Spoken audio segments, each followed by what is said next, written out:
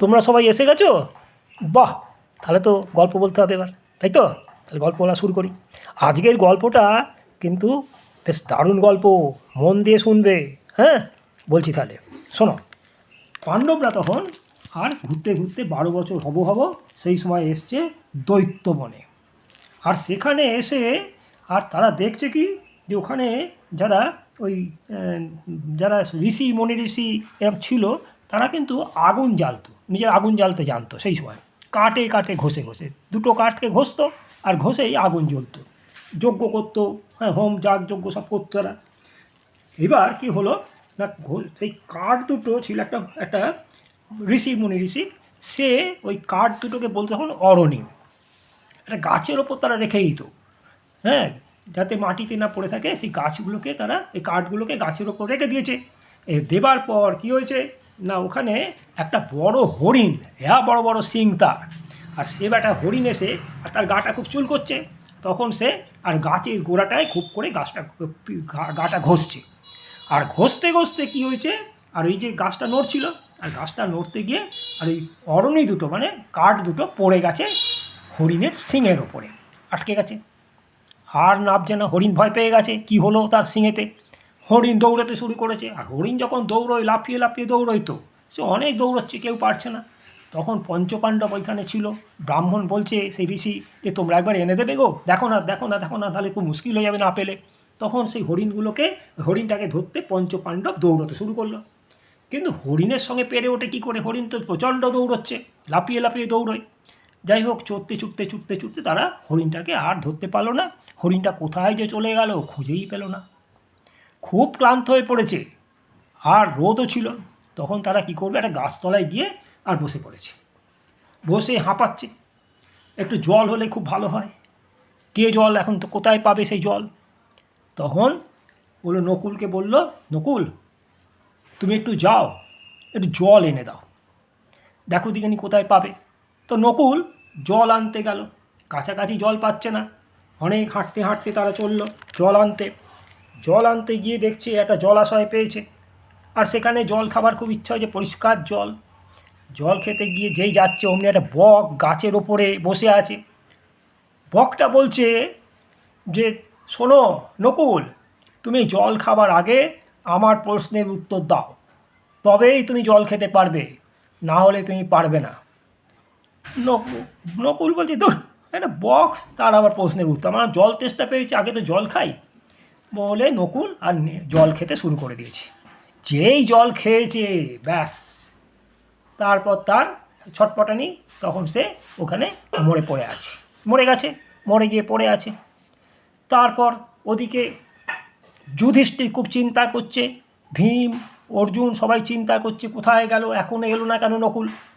তখন সহদেবকে বলেছে, সহদেব তুমি একবার যাও, গিয়ে দেখো দিকে নকুলকে নিয়ে এসো, দেখো নকুল কোথায় গেল, আর জলটাও এনো, তুমি খেয়েও এসো। তো সহদেব গেছে, হাঁটতে হাঁটতে গিয়ে সেই যে জলাশয়, সেই জলাশয়ের কাছে হাজির হয়েছে। ওখানে গিয়ে আর খুব পরিষ্কার জল দেখতে পেন, আর জলাশয়ের ও জল খেতে ইচ্ছা হয়েছে। কিন্তু সামনে পড়ে আছে নকুল। এ কি, নকুলের কী হলো? যা, নকুলের শরীরে প্রাণ নেই, মুখটা খুব কান্নাকাটি শুরু করে দিয়েছে, ভেতরে ভেতরে কাঁদছে হাউ হাউ করে। কিন্তু জলও খেতে হবে, আবার দাদাদের গিয়ে খবরটা দিতেও হবে, তাই তাড়াতাড়ি করে জল খেতে যাচ্ছে। তো এমন সময় বকটা বলে উঠল, শোনো ওহে, জল খাবে না, আগে আমার প্রশ্নের উত্তর দাও, তারপর তুমি জল খেও।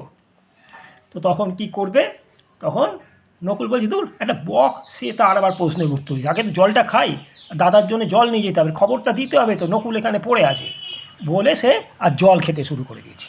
যেই জল খেয়ে উঠতে গেছে, ব্যাস ওইখানে মাটিতে পড়ে আছে। তখন কি হবে, নকুলও সহদেবও পড়ে আছে, সহদেব তখন মরে পড়ে আছে। এদিকে ওদিকে চিন্তা বেড়ে গেছে যে এখনও সহদেব এলো না, নকুল এলো না, কোথায় গেল রে বাবা।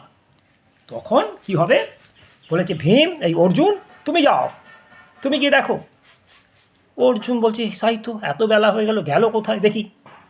তখন অর্জুন হাঁটতে হাঁটতে হাঁটতে হাঁটতে আর সেই জলাশয়ের সামনে এসছে, আর তারও ওইরকম পরিষ্কার জল দেখে খুব খেতে ইচ্ছা করেছে। কিন্তু সামনে দু ভাই মরে পড়ে আছে। চাপ বাবা, কেন, কি ঘটলো, কে মারলো এদেরকে? হ্যাঁ, আমি থাকতে মেরে দিয়েছে, এটা হয় কখনো? যাই হোক, আগে তো জলটা খাই, তারপর ভীমকে আর দাদাকে গিয়ে বলতে হবে, হ্যাঁ এরম খবর, আগে জল খাই, জল নেব। তখন বক বলছে আমার প্রশ্নের উত্তর দাও, তবেই তুমি জল খেও। এটা বেটা বক, তোর প্রশ্নের উত্তর দেবো, একটা বক সামান্য, তার আবার প্রশ্নের উত্তর বলে। আর অর্জুন জল খেয়েছে, আর জল খেয়ে জল নিয়ে না উঠতে যাচ্ছে, ব্যাস ওইখানে মরে পড়ে গেছে। কি হবে? ওদিকে অর্জুনও আসছে না, ভীম আর যুধিষ্ঠির খুব চিন্তা করছে কেন আসছে না, এখনও এলো না। তখন ভীমকে পাঠিয়েছে, যাও ভীম তুমি একবার দেখো। ভীম তো চলেছে তার গদা নিয়ে জল খেতে। তো কোথায় গেল কোথায় গেল, খুঁজতে খুঁজতে খুঁজতে খুঁজতে সেই সরোবরের সামনে এসে হাজির, জলাশয়ের সামনে এসে দেখি দারুণ পরিষ্কার জল, বাহ বাহ বাহ। তখন কি করবে, সেই জলটা খেতে যাচ্ছে। তখন বেটা দেখছে কি 3 ভাই মরে পড়ে আছে, ওর তো ভেতর খুব কান্নাকাটি শুরু করছে, ভেতরটা কাঁদছে। কী করবে, জলও খেতে হবে, দাদাকে খবরটা দিতেও হবে, জলও নিয়ে যেতে হবে, তাই সেই জল খেতে গেছে। বক বলছে শোনো ভীম, আমার প্রশ্নের উত্তর দাও, না হলে তুমি জল খাবে না। ভীম বলছে দূর বেটা বক, তোর আবার জল, আগে তুই আমি খাই আগে জল, তারপর তোর প্রশ্ন দেখব। বলে ভীম জল খেয়েছে, আর জল খেয়ে হাতে করে জল নিয়ে উঠছে, জায়গা করে জল উঠছে, উঠতে গিয়ে দেখছে সে ডাঙাতে এসে মরে ছটফট করে মরে পড়ে গেল। যা, কী হবে এখন? তা এখন কি করবে সেই সময়? এবার যুধিষ্ঠির,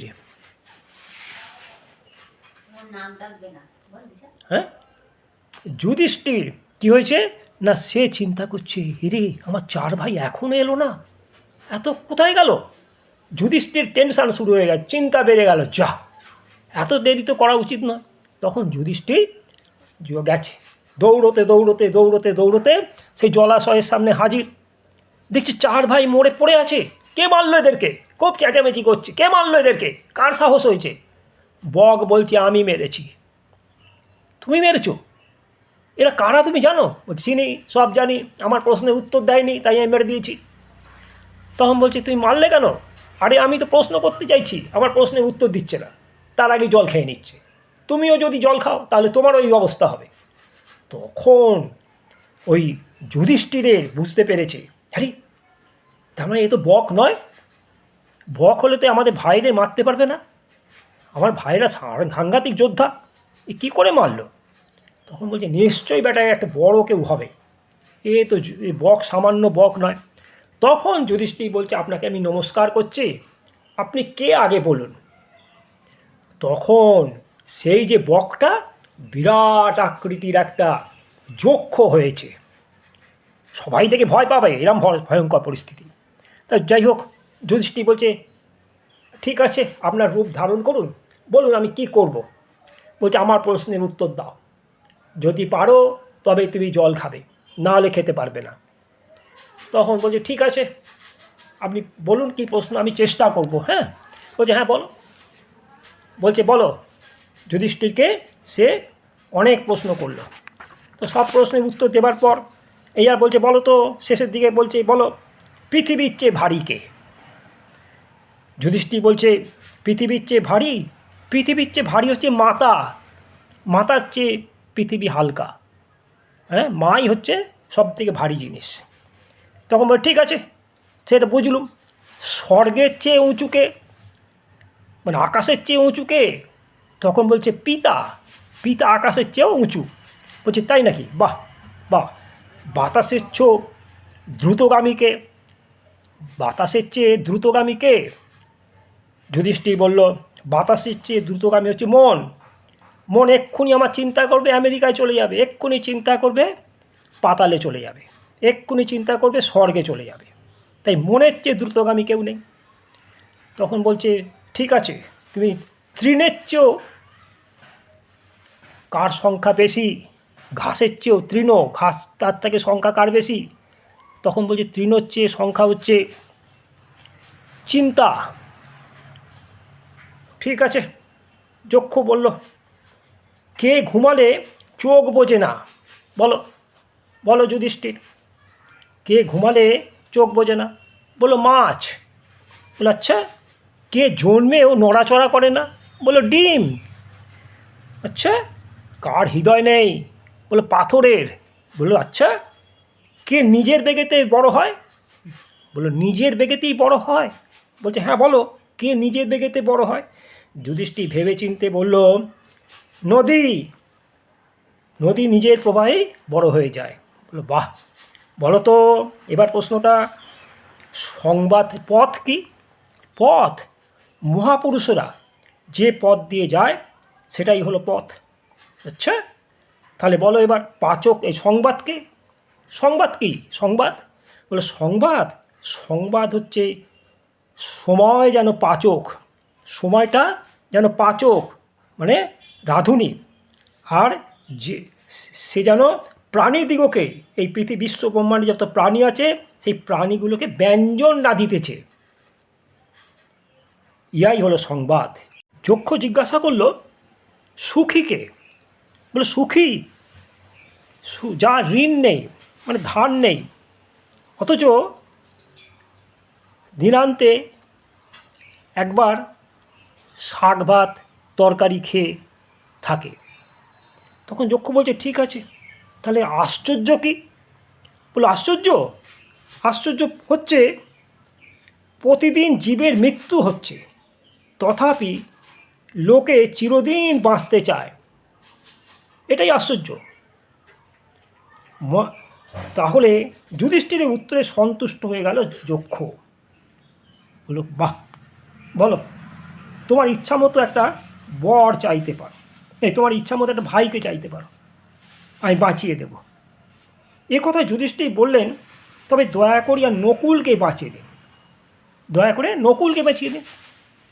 এ কথায় যক্ষ জিজ্ঞাসা করলো ভীম, অর্জুন এদেরকে ছেড়ে তুমি নকুলকে বাঁচাতে বলছো কেন? এটা তো রথী মহারথী, খুব দরকার তোমার। তখন যুধিষ্ঠির বলল মাতা কুন্তির এক পুত্র আমি জীবিত রয়েছি, এখন মাতা মাদ্রির একটা পুত্র থাকলে, নকুল যদি থাকে তাহলে ভালো হয়, এই জন্যই নকুলকে বাঁচাইতে বলছি।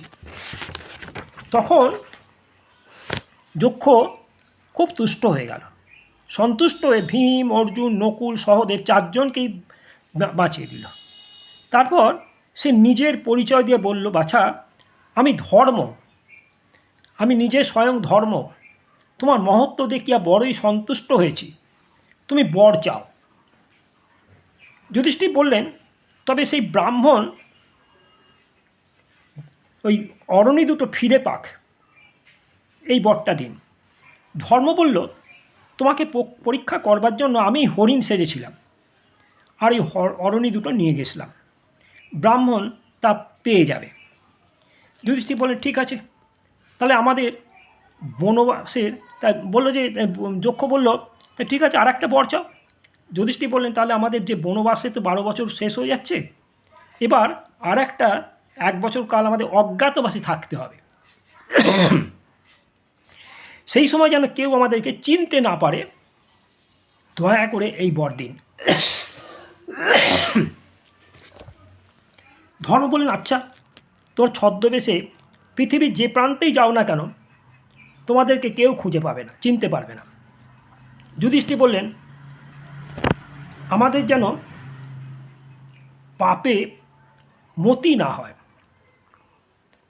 সর্বদা যেন ধর্মপথে থাকতে পারি। ধর্ম বললেন এসব তো তোমার আছে, তাহা আরও বেশি থাকবে, আরও বেশি করে হবে। এই বলে ধর্ম আকাশে মিলিয়ে গেল। ব্যাস, আজকের গল্প শেষ হলো, এই অবধি থাক, পরের দিন আবার আরেকটা নতুন গল্প বলবো।